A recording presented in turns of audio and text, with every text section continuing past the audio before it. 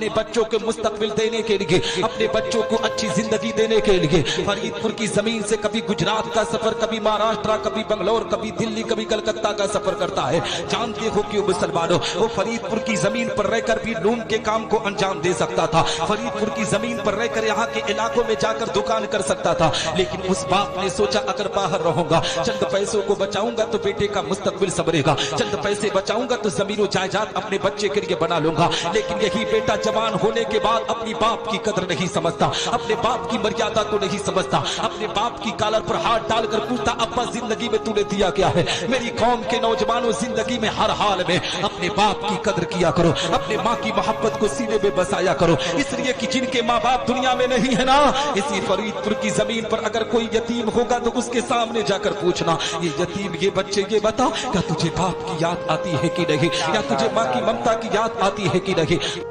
حقیقت میں مسلمانوں، اس یتیم کی آنکھ میں جھانک کر دیکھنا، آنکھوں سے آنسوؤں کے قطرات جاری ہو جائیں گے، اس لیے کہ جب تک باپ ہوتا ہے تب تک دنیا تجھے سلام کرتی ہے، جب تک باپ ہوتا ہے ہر کوئی تجھے عزت کی نگاہ سے دیکھتا ہے، لیکن جس دن تجھ پر یتیم کا